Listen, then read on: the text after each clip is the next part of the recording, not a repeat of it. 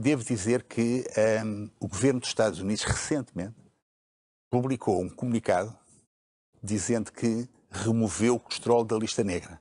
O colesterol não faz mais parte dos nutrientes preocupantes para o governo dos Estados Unidos. Portanto, isto cai que nem sopa no mel, para a minha convicção, desde há muito tempo. Mas vamos lá ver, o que é que se passa com o colesterol? O colesterol, na realidade, há uma série de falsos conceitos sobre o colesterol. A começar pelo bom e o mau colesterol, que não faz sentido nenhum. Mas existe ou não bom e mau colesterol? Não, existe só um, que é o colesterol total. Depois, como o colesterol não se consegue mexer, precisa de boleia, precisa de apanhar um táxi ou um Uber, que é o que está agora na moda. Como tal, esse táxi ou esse Uber é o HDL e o LDL, dito mau e bom. Mau, não percebo porquê, porque transporta do fígado, onde ele é segregado, onde ele é produzido, para os tecidos, chamado LDL. É uma proteína chamada Low Density Lipoprotein. O bom, que faz o papel simpático de agarrar no lixo e levar de novo à fábrica fígado para ser reciclado. Como faz esse papel simpático, chamam-lhe o bom colesterol. Como nenhum nem outro são colesterol, são proteínas, são táxis. Mas deixe-me dizer ainda, Fátima, se me permite, em relação ao comunicado do governo americano. O comunicado é bem claro, explicando como é que surge esta ideia extraordinária que tem molestado tanta gente. Mas há anos, há décadas que nós ouvimos dizer que o a maioria das pessoas pensa que é um pesadelo ter colesterol alto e toma um grupo de medicamentos chamados estatinas para o baixar a todo o custo. Então o que é que o governo dos Estados Unidos diz? Que esta ideia nasce de um estudo absolutamente fraudulento, que é o Framingham Heart Study. Os dois autores do estudo, Thomas Mann e William Castelli, declaram perentoriamente que é a maior farsa, a maior fraude científica de todos os tempos. Mas como é que Esse estudo decretou que as gorduras e o colesterol é que eram os maus da fita e que entupiam as artérias. Errado, porque o que é o mal da fita é realmente o açúcar e não, na realidade, o colesterol. Ou seja, a indústria açucareira ficou furicíssima da vida porque ficou com as portas escancaradas de par em par para hoje, enfim, o açúcar tem o papel que tem na nossa sociedade, não é? E, na realidade, o colesterol e as gorduras ficaram como os maus da fita, como os vilões. Na realidade, não é o trombo, portanto, aquele obstáculo que obstrui as artérias e que está por trás daqueles acidentes vasculares cerebrais. O colesterol só lá está representado em cerca de 10%. O que é que se passa? A túnica interna da artéria, isto é o governo dos Estados Unidos que o diz, também, como uma Fátima de calcular, isto fiquei tem um impacto radiante. Esse obstáculo é produzido essencialmente por uma abrasão, por uma feridas mínimas microscópicas que acontece na túnica íntima da artéria, que é aquela que contacta intimamente com o sangue, que forma um novelo de fibras com fibrina, com plaquetas, com ferro e também com colesterol. Fátima, o colesterol é uma espécie de bombeiro que acode ao local do sinistro, tipo penso, que depois é conotado como o bandido, como o vilão. É a mesma coisa que ver um assalto, passa alguém com ar assim mais ou menos manhoso, o polícia agarra nele porque suspeita que ele é o gatuno, leva-o dentro quando o desgraçado não tinha nada a ver com aquilo e ia só a passar por lá. O colesterol é exatamente a mesma coisa. O colesterol é-nos vital. Para quê?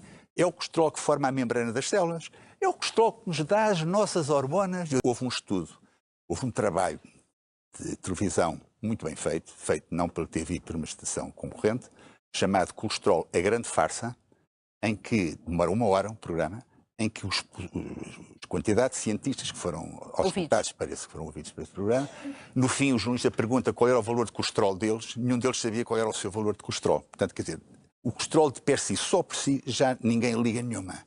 Porquê? Porque, na realidade, chegou-se à conclusão que o colesterol é uma substância fundamental para a nossa vida. Senão, Fátima, se 75% do colesterol é produzido pelo fígado, então acha que o fígado ia produzir uma substância que nos fizesse mal? Não faz sentido nenhum. 25% do colesterol está no cérebro. O que é que acontece com as pessoas que tomam medicamentos, esse grupo de medicamentos que não quer especificar muito, que eu não quero entrar por aí, mas esse grupo de medicamentos muito conhecido, vende-se mais esse grupo de medicamentos que antidepressivos, ansiolíticos e analgésicos em todo o mundo, para ter uma ideia. É dos medicamentos que mais vendem em todo o mundo.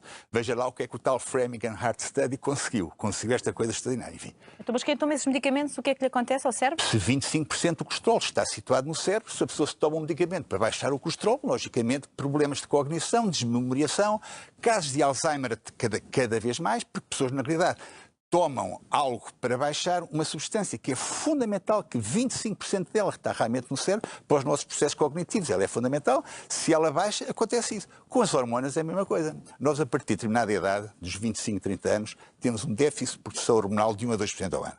Nós, aos 50 anos, temos metade das hormonas que temos aos 25. Por isso é que funcionamos pior. Não só nisso que estão a pensar, na parte sexual, que é importante, sem sombra de dúvida, mas em tudo. Mas todas as outras. As hormonas são o sumo da vida, como os brasileiros dizem com alguma graça, eu pus na capa do meu livro sobre hormonas.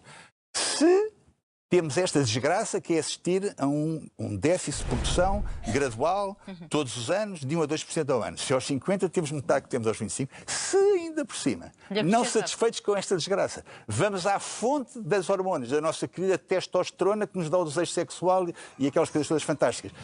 E a saúde cardiovascular e a memória também. E damos uma talhada, então a desgraça é completa e total. A quantidade de gente que toma esse grupo de medicamentos que tem a libido completamente em baixa, a Fátima nem passa pela cabeça. As duas contas que se fazem, o colesterol total, só a conta do colesterol total já ninguém liga nenhuma. As duas contas que se fazem, que eu falo no meu livro, é HDL, que é considerado idiotamente o bom colesterol.